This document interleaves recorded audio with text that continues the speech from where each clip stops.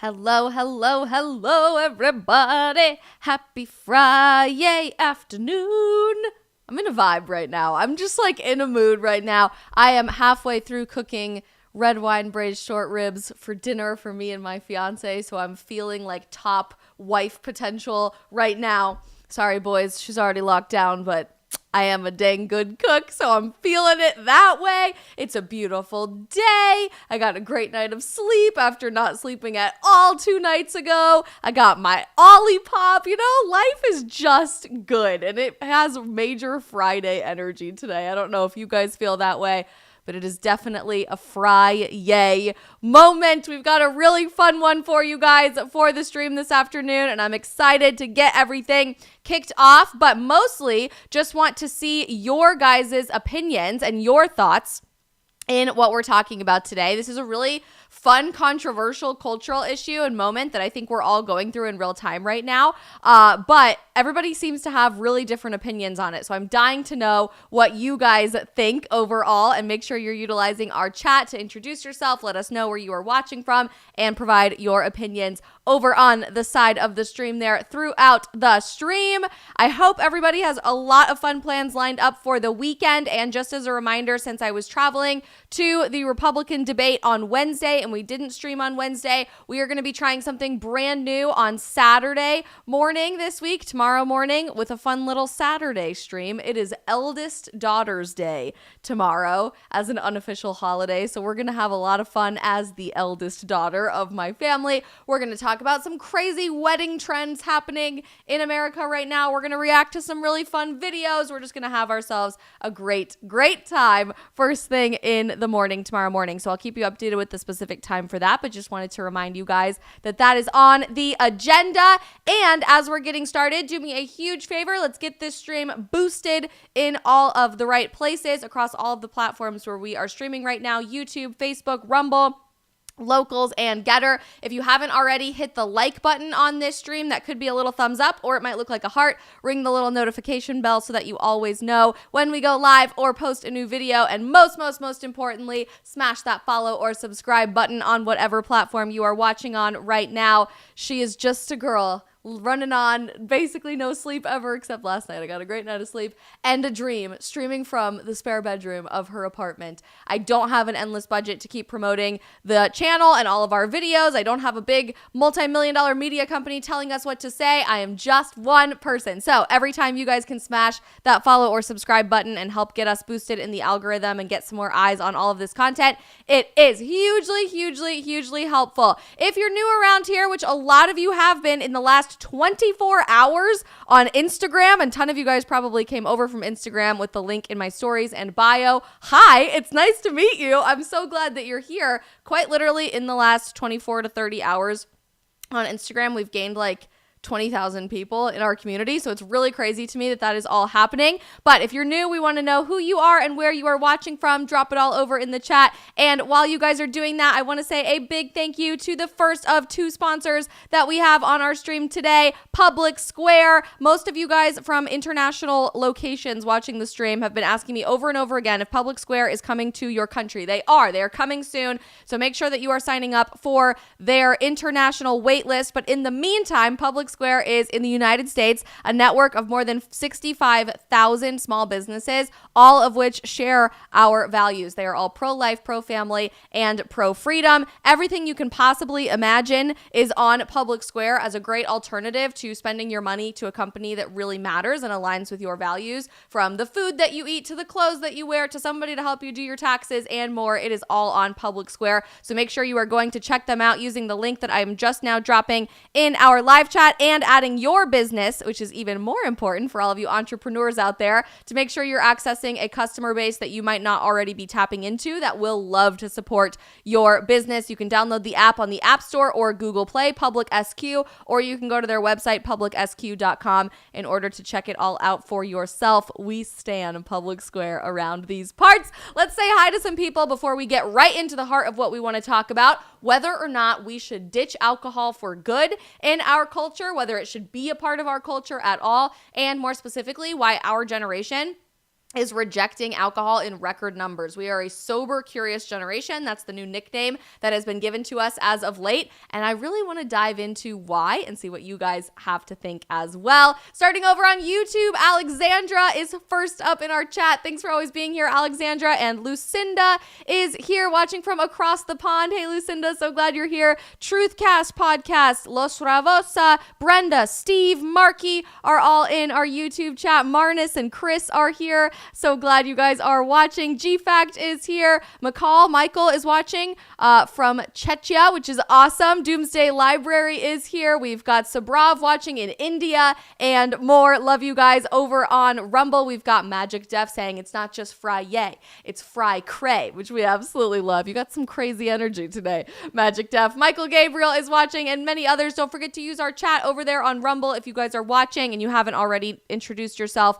Nitty Witty, Reggie, and Quava are watching over on Getter, and the Locals gang is here to kick off the weekend. Crazy Cat Lady, Sabina, AJ, Daniel Maynard, Mountain Lover, Alex. You guys are all here. I love you so very much. And Johnny, the whole gang. So excited. All right, guys, we have a hard out for the stream today because I have to take my dog to the groomer, not the bad kind of groomer, the good kind of groomer. Her nails desperately need to be clipped. And if any of you have ever spent time around a corgi, good luck clipping your own dog's nails. It is kind of like modern warfare trying to clip your dog's nails. If you have a corgi, they don't let you touch their feet. It's the most bizarre phenomenon I've ever seen in my entire life. So Libby needs to go get a bath and get her nails clipped. It's not the best of the whole situation, but we got to take her over there as soon as the stream is done. So we have a bit of a hard out today. It is a bit of a shorter stream. I know we did the full 2 hours yesterday, which was awesome, and we love to see that, and we're going to be doing a lot more of that.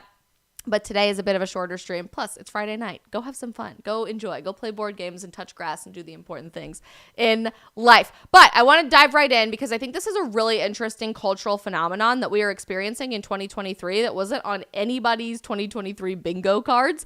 And that is Gen Z gaining this reputation as being a sober, curious generation. I've never even heard that term before the last several months on social media. And now I have just seen clip after clip after clip of this on TikTok and Instagram and YouTube. Brett Cooper and Candace Owens did a really interesting video on YouTube on both of their channels the last few months talking about why Brett is sober voluntarily. Candace hasn't drank alcohol basically the whole time I've ever known her. I've known Candace for many, many years. So it's kind of a growing conversation about health and wellness in the conservative and right of center space on YouTube and on social media right now. But I'm even seeing this outside of the communities we spend a lot of time in, just across the board.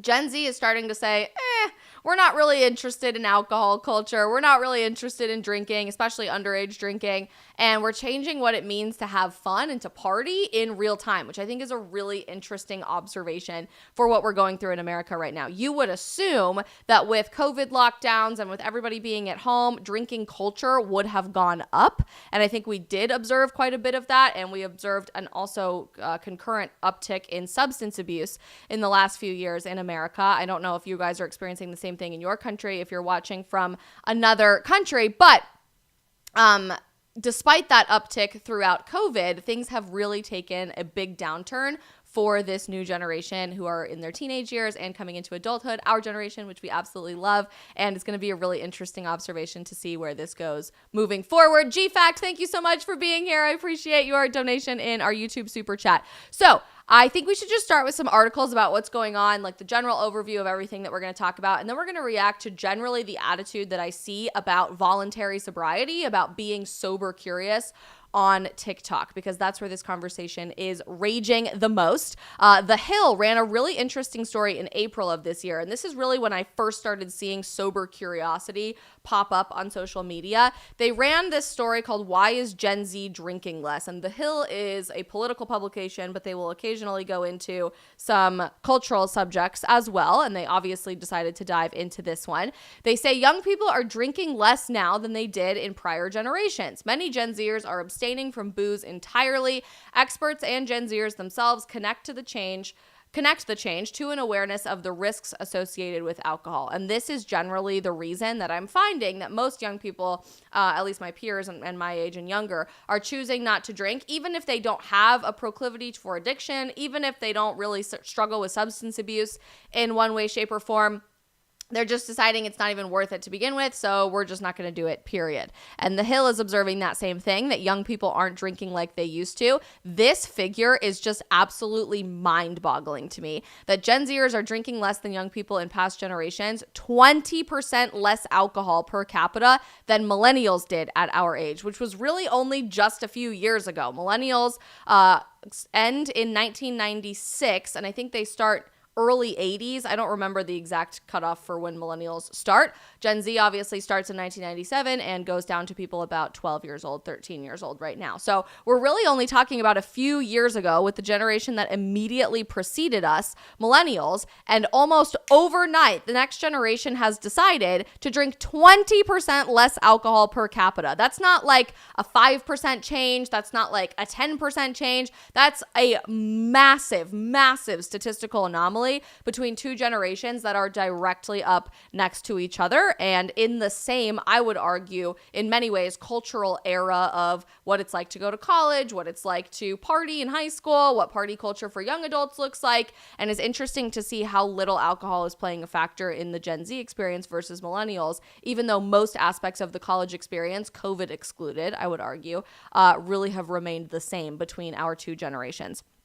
Berenberg Research shared that statistic about 20% less alcohol. And The Hill goes on to say, and many Gen Zers are foregoing booze entirely. The share of college-aged adults abstaining from alcohol has grown from 20% to 28% over the last 2 decades. According to a study from the University of Michigan, the shift away from alcohol stems in part from a heightened awareness of the risks that come with drinking, from poor decision-making to addiction to negative health impacts. Young people are actually learning that alcohol is toxic to humans. Shocking, I know. If, unlike me, you never got the opportunity to take a DARE class in 5th grade, dare to say no to drugs and alcohol, kids, I guess we never really in our society say it that point blank that alcohol is technically a toxin for your body, right? We live in this like clean, non-toxic, all-natural push in our society right now about the food that we eat and the medicine that we take and the makeup and skincare that we use and the cleaning products that we use to clean our house,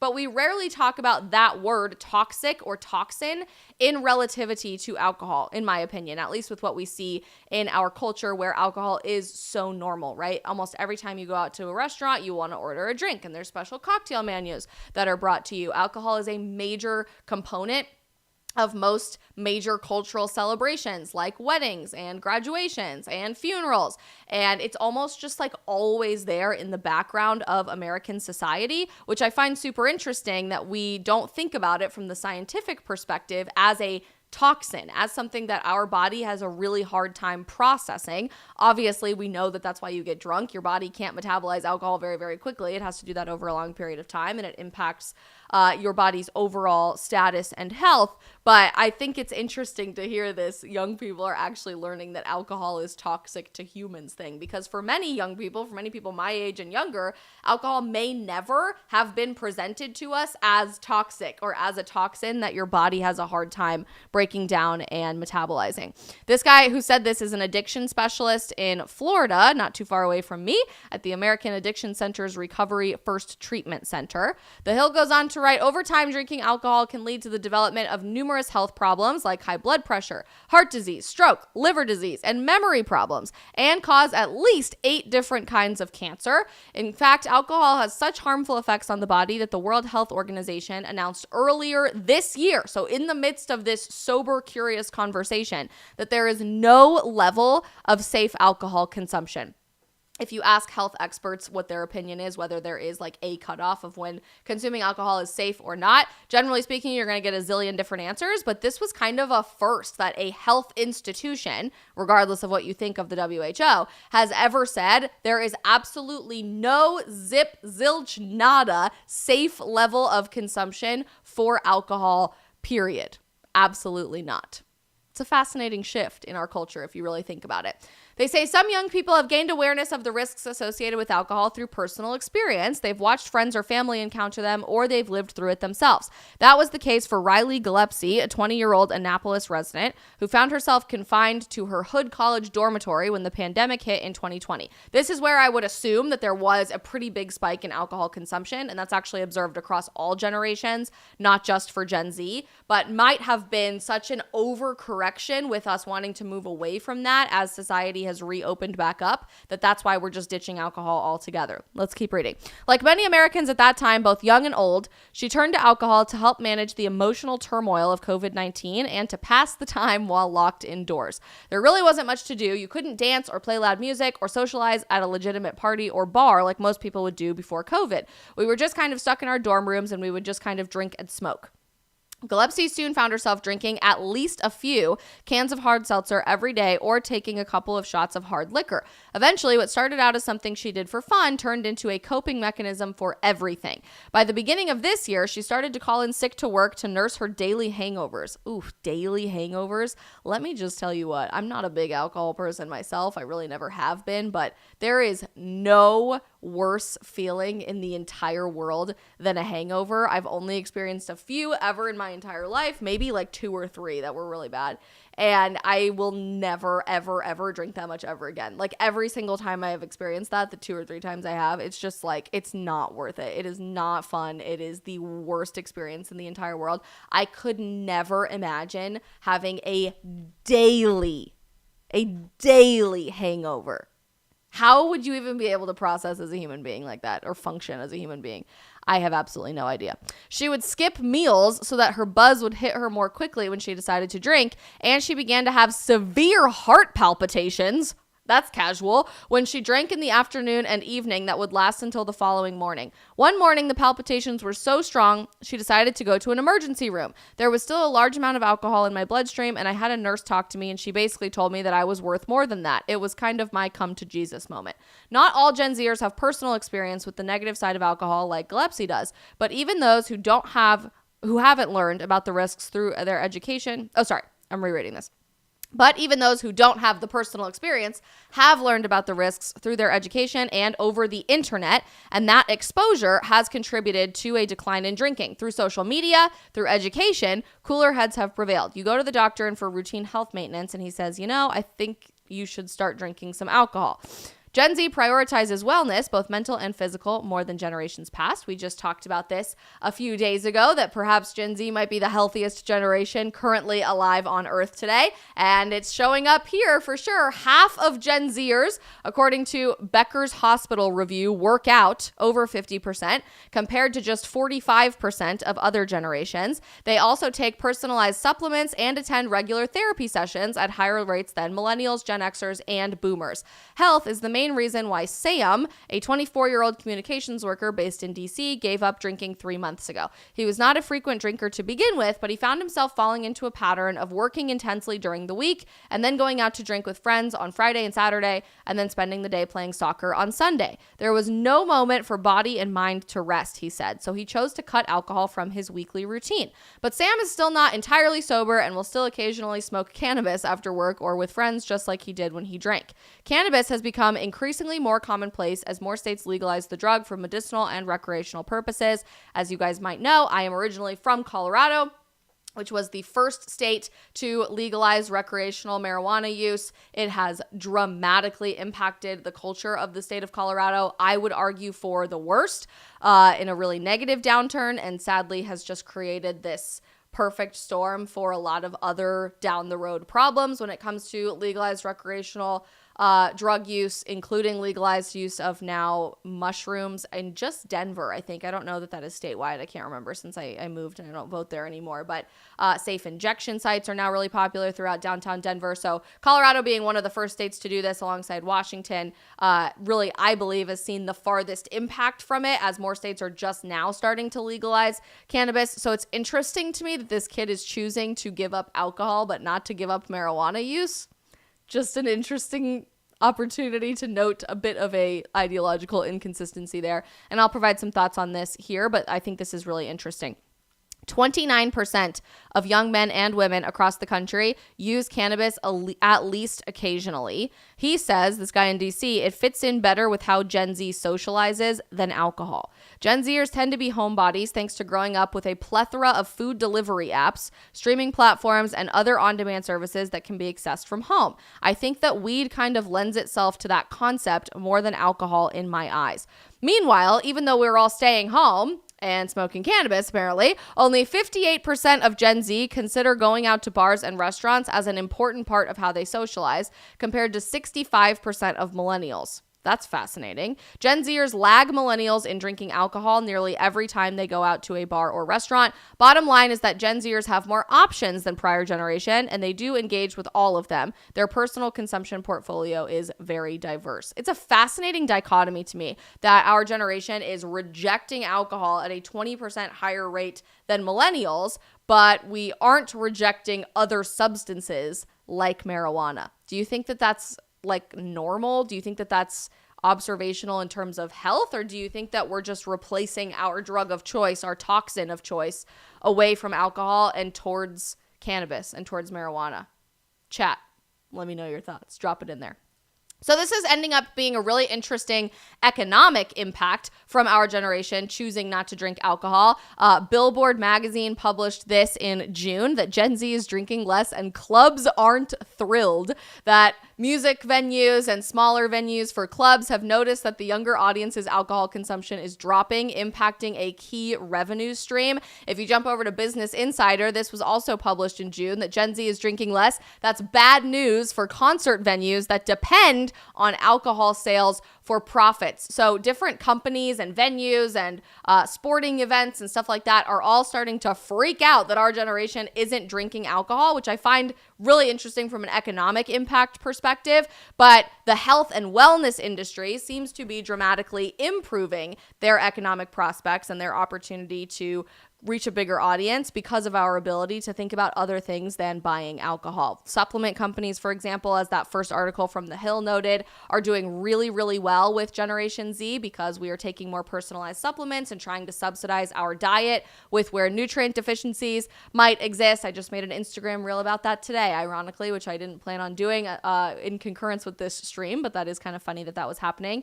Working out and going to the gym. Gyms are profiting really, really well from Gen Z, who's working out at higher rates than any other generation who came before us.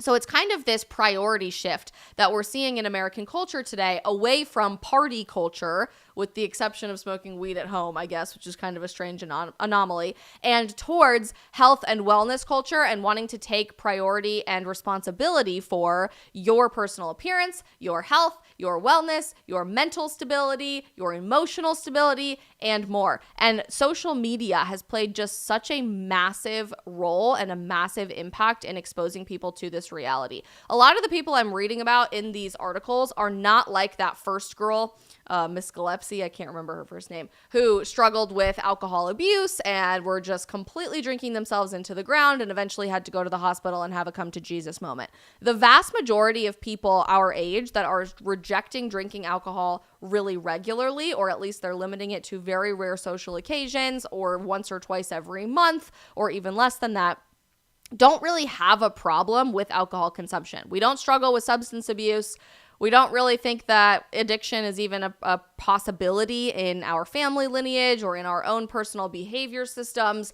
We simply are realizing that a toxin isn't something that's probably good for us to be putting into our bodies very regularly, certainly not every day, but maybe not even every week or every other week. And the more we hear the horror stories, the negative side effects of what happens when alcohol goes too far, the more we want to proactively make those changes for ourselves. And we're even starting to view hyper alcohol consumption not just as like being a drunk or partying too much or having your priorities out of line, but as impacting our own mental health and how we physically look. And TikTok has been such an interesting way to expose this because it's obviously prioritizing a huge impact on mental health conversations and seeking out mental health resources. It's exposing that we are dealing with the biggest mental health crisis the world has ever known with our generation, with insanely high, unprecedented rates of anxiety, of depression, of wanting to unalive yourself, and finding solidarity with other people people who are experiencing those same things, who are seeking help and wanting to improve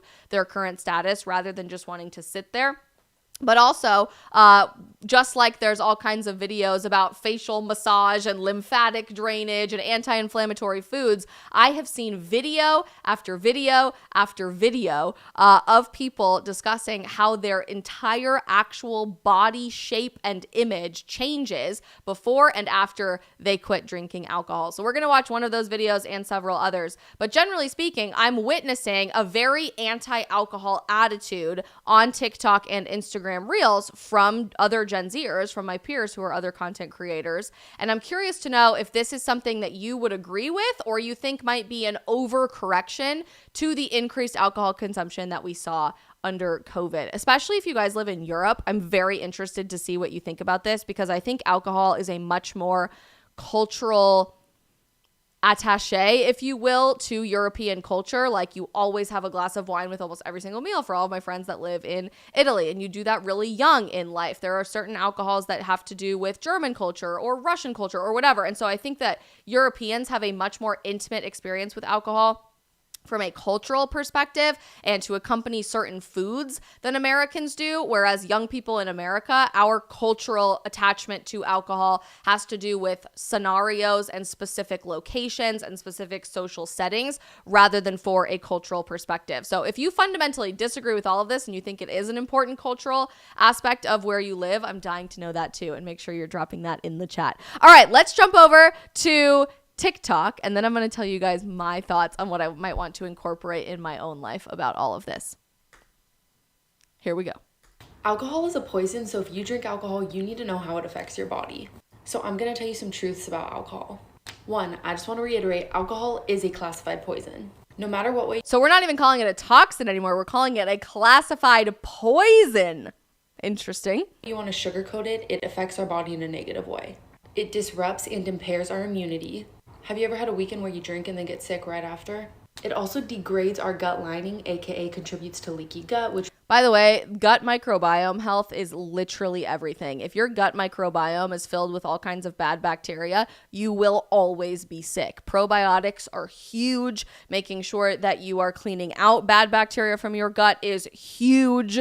I could not understate that enough. we know is at the root of a lot of health issues. It impacts our liver's ability to detox. True. And you know what? Having taken many human gross anatomy classes myself, I'll touch on this in a minute more, holding the livers of people who never drank alcohol and people who struggled with alcohol and substance abuse, completely different organ entirely when you hold them side by side. Liver is our master detox organ. Its job is to filter our blood and get all the chemicals and toxins out of it. If you're on a healing journey, you struggle with acne, you struggle with fatigue, alcohol is adding to your liver stress, which is adding to your health issues. Gonna stop this here and make a part 2. All right, so that was what this one girl had to say. People who drink regularly. So this, again, could be just 1 or 2 drinks per night, or it could be somebody that drinks just on Fridays or just on Saturdays. Or maybe I see videos from this guy. He's a doctor literally all over my TikTok these days, and I can never remember his name. If you guys remember, drop it in the chat. Just on the weekend, 2 to 4 drinks. Well, those people experience changes in their hypothalamic pituitary adrenal axis. If you remember biology at all, you might remember your adrenal axis, but maybe not. Listen up, though. This is really cool. That result in more cortisol, more of this so-called stress hormone being released at baseline when they are not drinking. So just as a reminder, your brain releases cortisol, which is the stress hormone, when you are stressed out. When there's something as a stressor in your life, that can be good or bad stress, but when there is a major stressor in your life, your brain will release this hormone called cortisol to help you deal with the stress response. This is happening now at higher rates when you shouldn't be stressed out. If you are even casually drinking alcohol on the weekends, you're releasing more cortisol than you should be. It's really important. People who drink a bit, and when I say a bit, I don't mean 1 or 2 sips or even a glass of wine every once in a while. I mean, again, people that are maybe having 1 drink a night with dinner and maybe on the weekend a few more. And I offer a bunch of different patterns to explain how it could also be 2 or 3 drinks on Friday or 6 drinks only on Saturday. Well, all of those groups experience increases in cortisol release. That is so interesting to me. I don't even think I was ever, I mean, I was taught that, but I don't think I was ever taught that even like casual drinkers will experience this in my pre-med curriculum. We talked a lot about substance abuse and what that does to your body, but not casually. From their adrenal glands when they are not drinking. And as a consequence, they feel more stressed and more anxiety when they aren't drinking. This is a seldom talked about effect of alcohol because so often we hear about the immediate effects of alcohol, right? And we've been talking about some of those effects. Effects like reducing the amount of stress. I mean, how many times have we heard somebody say, oh, I need a drink, and then they have a drink and they're like, calm down. Yeah, that's interesting to think about that. It is a depressant, but largely because of your hormone release that accompanies that. Thank you guys for reminding this. It's Dr. Huberman. I literally watch these videos all the time, and I can never remember this guy's name. Appreciate it. Now they can shake off the thoughts about the day's work. They can start to think about things in a maybe more grounded or rational way, or at least they believe that, or they can somehow just relax themselves. Well, while that very well may be true, that it can relax them, when they are not drinking, that level of cortisol that's released at baseline has increased substantially.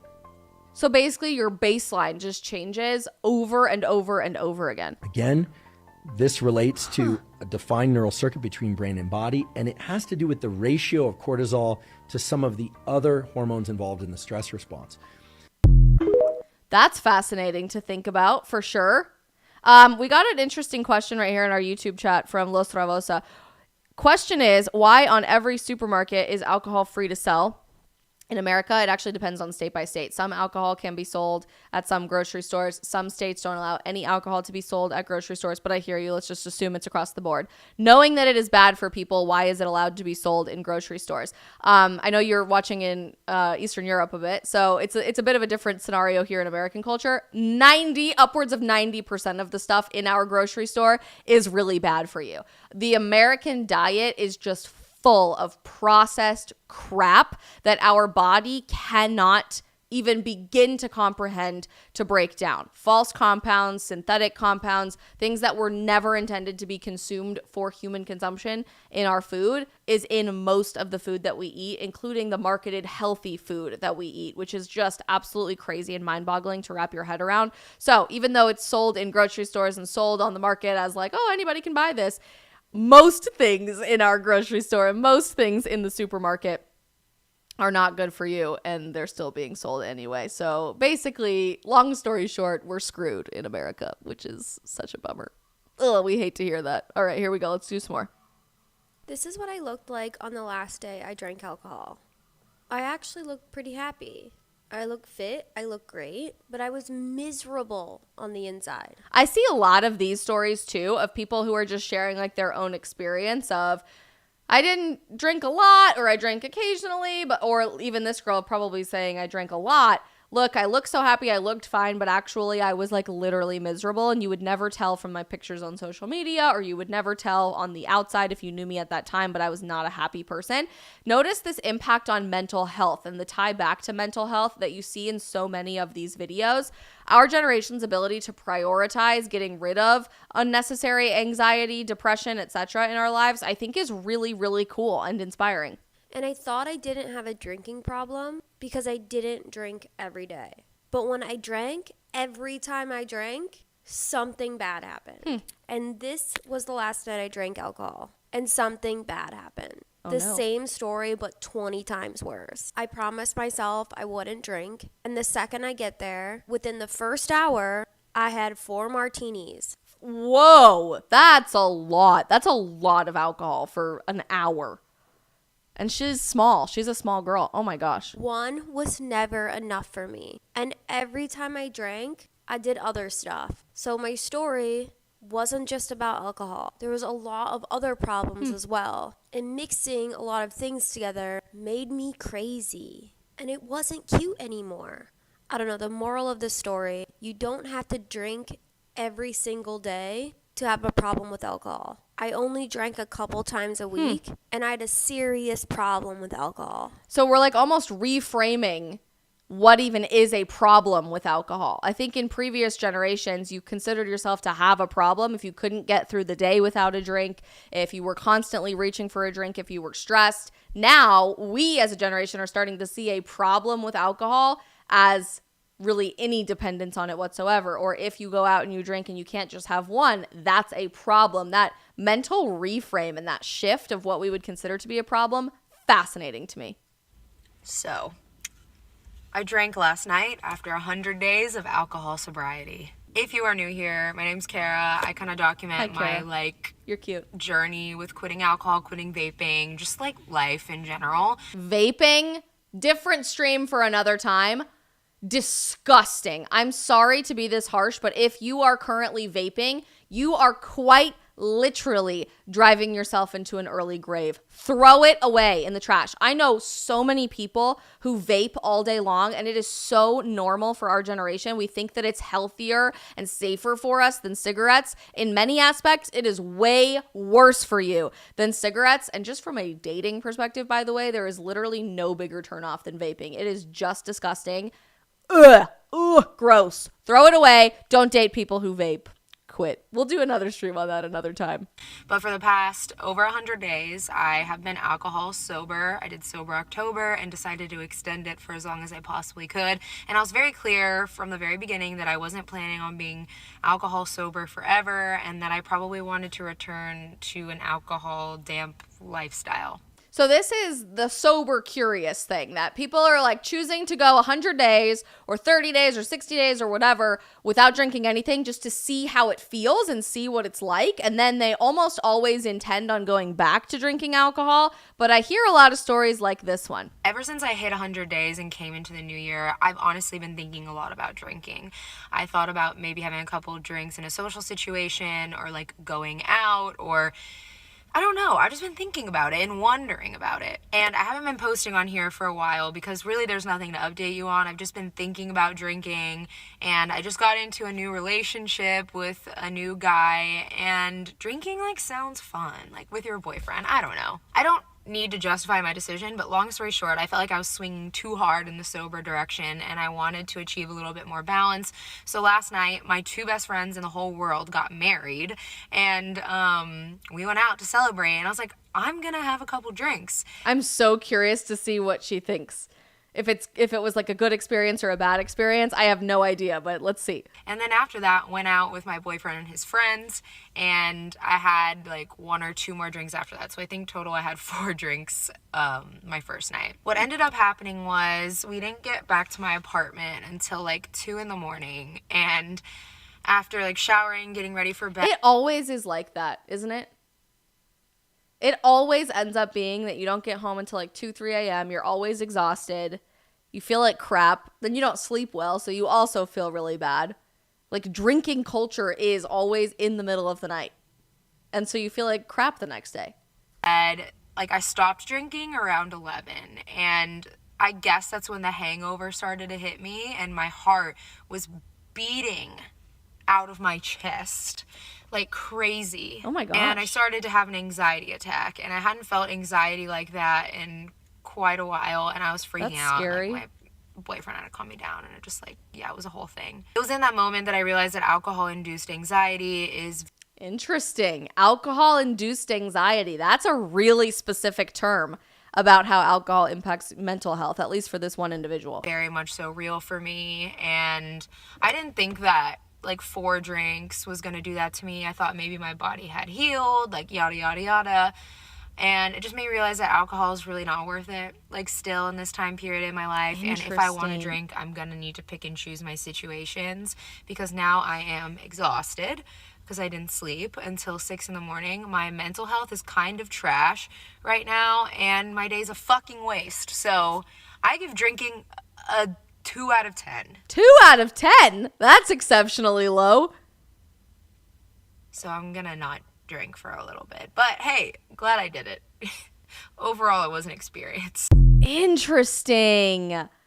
More and more stories like this every day, I swear. So for a lot of these videos, are you seeing this consistent trend that this is about my mental health, this is about how I feel physically, if my body feels okay or not? I assume that it's normal to do this all the time when I go out with my friends or when I go to a wedding or whatever. And I just tried for kicks and giggles, don't do it for 100 days and then see what happens. And I see this trend so consistently throughout all of these videos. As soon as you take a break from it and then you go back, you realize and you understand in your heart and in what you are experiencing, this is a toxin. Like, whether or not I can handle that toxin is a different conversation. And I'm not saying that we should all be sober all the time. I'm just saying this is an interesting cultural phenomenon that is necessarily happening with our generation right now. It's fascinating to me. Whoa. This girl is saying she saved money on staying sober for the past 45 days. So maybe it's not even a mental health argument or a physical health argument. This might be an economic reason that you should be quitting alcohol to start saving money in your life. It has copyrighted music, so I have to talk over it instead of playing the music. But random things I've saved money on. Not Venmoing the bathroom attendant $100 every time I go out. Wait, I've never done that. If I've ever been to a bar or I don't club. I've been to one club in my whole life. But if I've ever been to a bar, you have to Venmo the bathroom attendant? No, I've never done that. Also, I've never been to a bar with a bathroom attendant. Is that a club thing? Maybe I'm showing how completely sheltered I am for myself, but never experienced that. That's a lot of money. No drunken Uber Eats. I didn't even think about that. Or when you're hungover the next morning and you just want something greasy to eat, and so you would Uber Eats something. Fascinating. I never thought about that, but that would save you so much money. Ubers, because I'm now the designated driver. Ubers add up. Uber is so expensive lately, by the way. I took an Uber the last few days to and from a bunch of different places with the Republican debate when I was there on Wednesday. Holy cow, is Uber just wildly expensive now.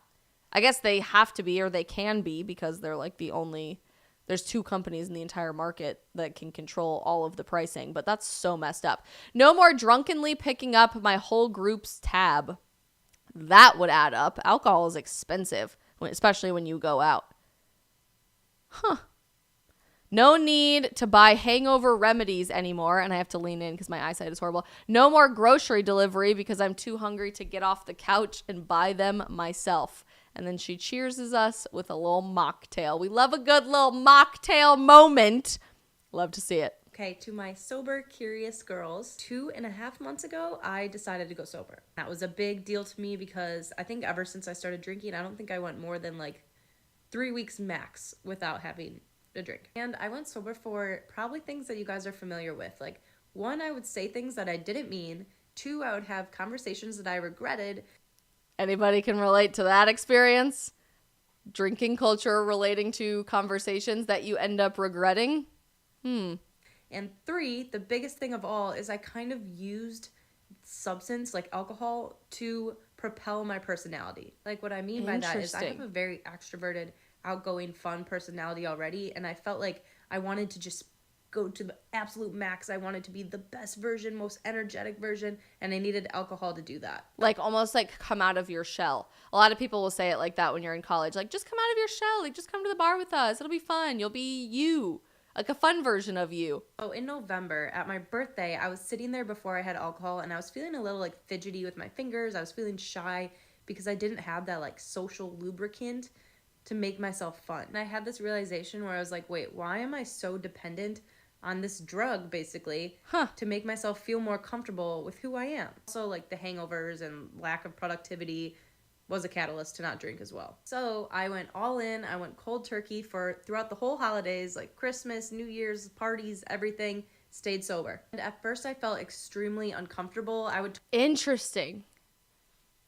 I don't even know that I would feel extremely uncomfortable. I rarely, if ever, drink, to be honest with you. It's extremely rare that I do. But I'm sure around the holidays, it probably would feel a little uncomfortable. Talk about it to everyone, oh, I'm sober, I feel weird, blah, blah, blah. I would even hold kombuchas in my hand to make me feel like I was holding something. And I just realized, this is a complete mental block. No one gives a flying F if I'm sober or not. True. Everybody, I think with stuff like this, you assume everyone is constantly watching you and thinking about you and judging you or assuming things about you. Let me just say this abundantly clearly, not just about this subject with being sober curious or choosing not to drink alcohol or whatever, but about literally anything in your life. Maybe we'll do a stream about rules for how to deal with self-esteem issues. 99.999999999% of the time, nobody gives a flying F about anything else going on in your life. They don't notice what you're wearing. They don't notice that you feel uncomfortable or awkward or uneasy about what a dress looks like on you, or that your hair has a bad hair day. People don't assume literally anything about you, whether or not you're holding a drink, whether or not you're choosing to drink alcohol or not. People are so wrapped up in their own thoughts and their own trajectory in life that rarely are they really thinking about other people. Especially in America and our completely self-absorbed culture, which I guess is a different conversation for a different time, where we can start thinking about more people and other people more proactively, but never assume that anybody is like fixating on one tiny detail of your life, because I can almost guarantee you they do not give a flying F about anything related to you. Anything at all. I'm making a big deal. Like in my head, I'm making it a big deal. You're like manifesting that other people are thinking about you in your own head. If you're assuming everybody's gossiping about you all the time, or you're assuming that everybody's thinking about what this outfit looks like on you at the gym, or how much weight you're lifting at the gym, or you're assuming when you're out to dinner that everybody's thinking about what you're wearing or whatever, they literally don't even notice it. They don't even forget about it because they never thought about it in the first place. Like, people don't register that information. I had this limiting belief that when I'm drunk, that's when I become the best parts of my personality. And that's obviously just not true. So will I be sober forever? Who knows? Probably not. My sister. She's just sober curious. Sober-ish, if you will, which I kind of like. We'll coin that term today. My sister's wedding is coming up. I'm sure I'll have a few cocktails. There's way too many people there that whatever. But I know this for sure. If I need to drink in a situation to feel confident, comfortable, or 100% myself, then I'm not picking up any alcohol. Because that's interesting. Fascinating. Okay, we got one more. If you were like even considering reducing any alcohol intake, this is a before and after picture of my face from drinking. Okay, I have to pause it. I bet it looks so unbelievably different. Just like reducing inflammation in your diet, period, and many, many things that you do on a proactive level, like tiny things, can totally change the shape of your face. I watched the most fascinating video the other day about the shape of people's jawlines and the shape of their face changing if you are a mouth breather when you sleep versus a nose breather when you sleep, which is why people are getting mouth tape. I've tried it for like a week and I absolutely love it because I snore way too much when I sleep. But their entire jaw structure completely changed when they started breathing through their nose instead of breathing through their mouth. If that could change your face so substantially, I guarantee you drinking alcohol changes your face really substantially too, as an inflammatory toxin that your body has a hard time breaking down. Completely sober of alcohol for 6 months. I didn't drink a ton leading up to that, but like not a lick. And no one wants to talk about this, but as someone who can read auras, first of all, look at this Okay, I don't know how much I buy into that, but that's okay. photo and tell me my aura is not gray. Alcohol loosens energetic boundaries, and we are susceptible to other energies outside of us, okay?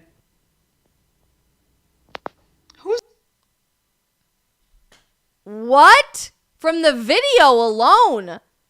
That's the same person? That's the same person. I am blind reacting to this. I've never seen this before. I am shook. What's that? Who is that? We don't know her. Wow. Look at her cheeks.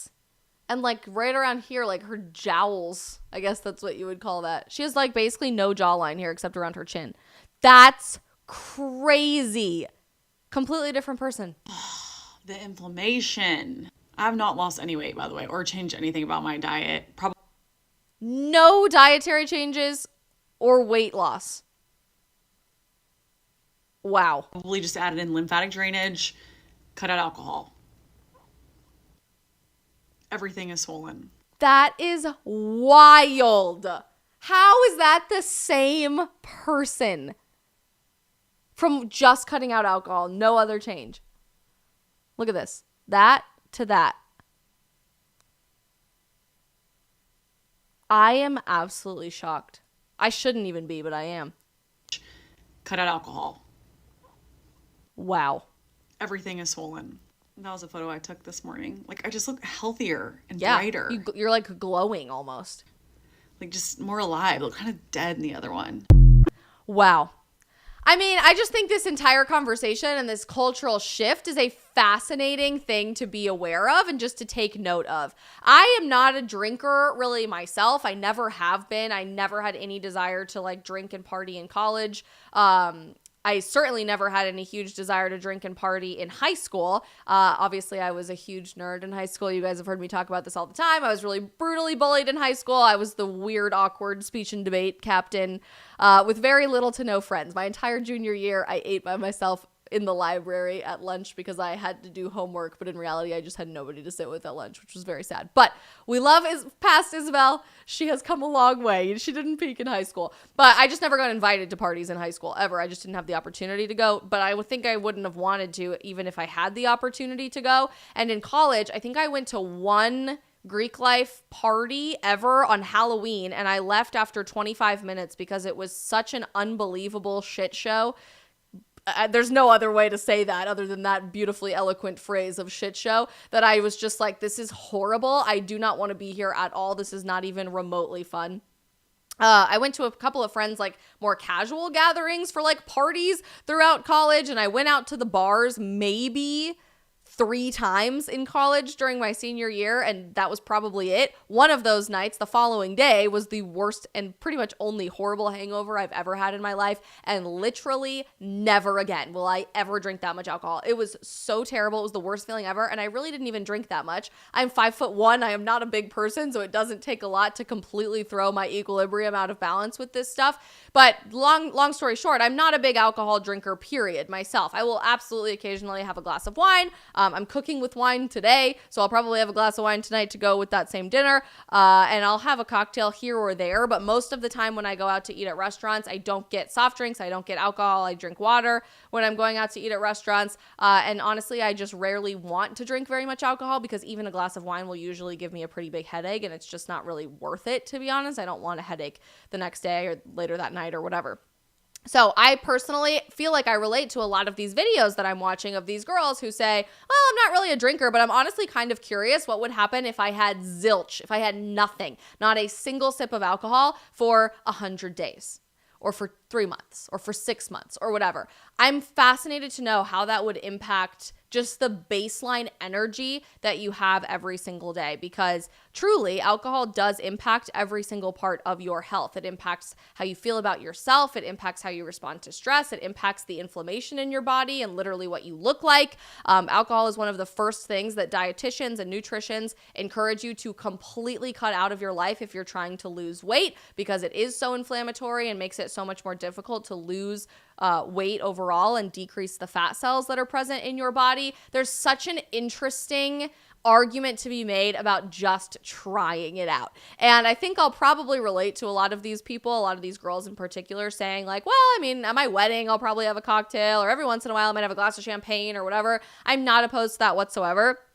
I am also like a total believer in cultural moments where alcohol matters, like getting a glass of wine with dinner when you're in France and Italy. I think that really does make a difference, and it matters, right? Because it's part of experiencing the fullness of culture.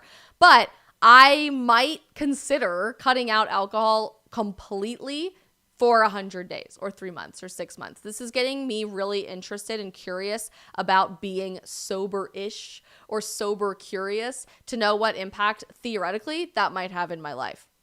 We often think about, what if I could experiment with something for a few months? Or what if I just was consistent with something for a few months? Or I just tried and showed up with something for a few months? Like, what if you were consistent going to the gym a few times a week? What if you were consistent with making your bed every single day? I think that sense of consistency in quitting alcohol entirely, like not having a single sip for a few months or a little period of time to see how it feels in your life and how it impacts your overall health and your well-being and your mental status, is a great experiment that I love seeing our generation participate in. The interview that Brett Cooper did with Candace Owens, where Brett was talking about why she chooses not to drink alcohol at all at 21 years old, was so interesting to me because I love Brett. She's a wonderful dear friend of mine.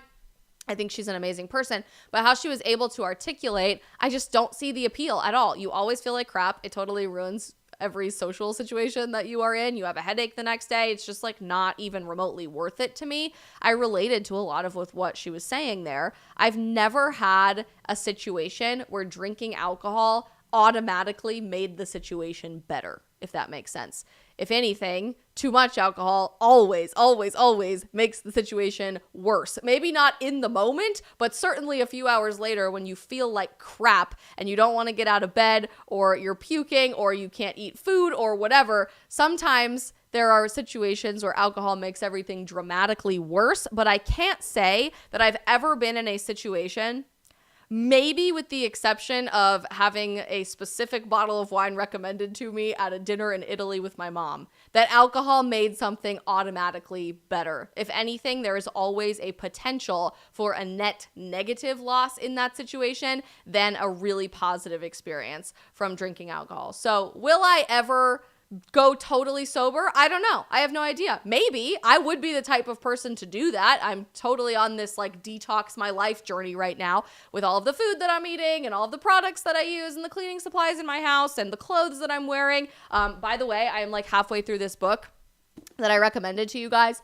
Amazing. Like truly could not recommend more about the toxins that are in your clothes. So if I'm that serious about cleaning out my closet and cleaning out my makeup drawer and the shampoo that I use and what I use to clean the counters, obviously, step number one in detoxing your life would involve cutting out alcohol as well, and is absolutely something I would consider. As for our generation's proclivity towards cannabis products and marijuana, I have never, ever consumed a single marijuana product in my life. I'm quite proud of that, considering it was really normal in Colorado and when I was growing up, and certainly in college in Colorado, to be participating in weed culture, whether that be smoking or edibles or whatever. Almost everybody that I know has consumed something related to cannabis products many, many times in their life, and I have never once touched it with a 10-foot pole. I have a lot of people who are close to me who have struggled with addiction, both in my extended family circles and friends as well. And I've just seen so many bad things that have happened with drugs in particular that I've never wanted to touch it with a 10-foot pole. By the way, just from a strictly scientific perspective, there's this weird urban legend that exists in our generation that there's no such thing as being addicted to marijuana, that you can get addicted to any other drug, but not addicted to cannabis products. That is the biggest load of crap I have ever heard. I don't know who started that narrative, but it is not remotely scientifically true. You can get addicted to just about anything because addiction is a pattern in the brain. It's building those brain feedback loops that we spend a lot of time talking about when we discuss pornography on my dating series or any other thing that we've talked about here on the stream in the past. So you absolutely can, and many people do get addicted to marijuana products. I do think there's unbelievable positive benefits of cannabis products in medicinal settings, especially moving our culture away from the opioid epidemic and the extremely short half-lives of opioid products that are causing such extreme addiction and fueling the fentanyl crisis in our country, leading to so many unnecessary deaths. But I've just never had a desire ever to touch any drug product, period, end of story. I don't take the painkillers that they give me after dental procedures, and I only take them for like a day if I've ever had a surgery. I'm a really good stickler there, but I've never really explored what it would be like to have absolutely no alcohol in my life at all, ever. It could be an interesting experiment to lean into. Is that something, chat, that you guys would do? GFAC just donated in our YouTube super chat to say, let's encourage Isabel to never drink alcohol again. I'm totally open to that possibility. Would you guys, though, quit alcohol forever? Or even just quit alcohol for a short period of time. Be sober-ish for the next 3 months and see how it impacts your life. I'm really curious to know if this is going to become like a across-the-board generational thing with all of us. Hilmi says you can do it. Big Chungus says alcohol helps men get along with each other. Perhaps. Marna says Gen Z drinks less alcohol because we abused it at a younger age. That's fascinating. Arguably, we have been very exposed to alcohol at younger and younger ages. Nitty Witty says the problem with strictly banning alcohol is that it can create a hypocrisy culture where like basically only the elites drink alcohol. I don't think I'll ever call for like a ban on alcohol either. I don't think that that's necessarily the right thing to do here, but I love that this is just individual decision making of individual people choosing whether or not this makes sense for them. Alex says the last time I drank was at AmFest. That was a long time ago, last December, Alex. How do you feel since not drinking? Have you noticed a difference at all in your life? Huh. That is fascinating. You're typing. Hang on, I'll wait. The locals chat is going off talking about being addicted to Starbucks drinks now. That's a different conversation for another time.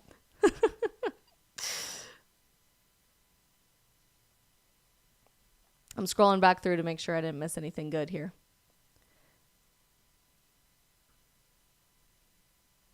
Alex, how you feeling since quitting? And was it like a choice to quit? I'm really curious. Gary Upchurch on Getter says, my opinion, a rare drink isn't an issue. Dependency on any substance for anything is always an issue. That's exactly how I feel about this entire subject. I don't necessarily think I will ever like 100%. I might. I totally would be open to that. Would I have a glass of champagne at my wedding? Yes, absolutely. Or a few even. That would be fine. That I don't think that would like throw me off the wagon by any means, but dependency is a huge issue. And I love that our generation is starting to ask all of the right questions about where we are way too dependent on certain things in society. Alex said you hardly ever drank anyway. All right, that's fair. So maybe it didn't make that much of a difference in your life, but interesting that the last time you drank was December. That's a very generational thing. You are leaning into it. Jeff says young people die every year partying at spring break over on YouTube. They do. And maybe that's also part of the reason that we're exposed to those stories and we know everything that happens all the time, that we are choosing not to partake at all. It's just not really worth it. John says on Rumble, I don't drink ever. I like to be in control of myself. There you go. Very interesting. Lucinda says, I'm a Gen Zer. I haven't touched alcohol ever, and I don't want to touch it. Lucinda, I hear more and more and more and more and more stories like this every single day. So you are not alone. We are interestingly becoming the sober-ish, if you want to call it that, or at least sober curious generation currently in existence. And I'm fascinated to see where this subject goes moving forward. You guys, thank you so much for being here on our stream this Friday afternoon. I want to give a huge shout out to our other sponsor of the stream today as we are closing things out, Rough Greens. We talk a lot about adding positive supplements to our diet in our detox journey from a human perspective, but I'm really excited to be working with Rough Greens, which is also doing that for our pets. You guys know how obsessed I am with my dog Libby, and she deserves all of the best things in the world, including the best nutrition. Rough Greens is an all-natural human-grade supplement, so you can eat it too, for your dog's food to improve their energy, their joint health, their digestion, and their immune function, and more. You basically just take a scoop of it. It's kind of like protein powder, and you put it on top of their food when you feed them at morning and night or wherever, to provide 19 plus vegetables and fruits to your dog's diet that they wouldn't already have, that add digestive enzymes and probiotics and omega oils, and it really impacts their overall health and wellness and energy levels. When Rough Greens sent us the first package to try, Libby was so excited and she couldn't stop whining to have every single one of the treats in the box. You guys know how much I love my dog. I would never tell you to give your pets something that wasn't working for us, and Libby absolutely loves their products. You can grab your Rough Greens for your dog at the link that I'm dropping in the live chat right now, and I highly suggest you guys check them out. They are an awesome company, also made here in America, and just really wonderful values, and I love working with them as well. We don't have a post-stream Q&A today because I got to run Libby to the groomer, as I mentioned, so she has to go get her nails clipped. Please pray for the poor groomer that has to deal with my dog getting her paws touched. Corgi owners know, the Corgi gang is strong, and it's a whole different experience having a Corgi than any other breed of dog, but it makes us elite people, so we'll just pat ourselves on the back for that. As you guys are leaving, don't forget to smash that follow or subscribe button on whatever platform you're watching on right now, and if this was an interesting conversation for you, share the link to this stream with somebody that you think could have an interesting input into the conversation as well. We're going to come back tomorrow morning with a fun Saturday morning stream just for the kick of it, to try something new with some really fun subjects for Eldest Daughters Day. So if you are the eldest daughter in your family, happy holiday to you tomorrow, just like me. I love you guys so very much, and I will see you tomorrow morning back on our stream. I hope you guys have a great Friday night.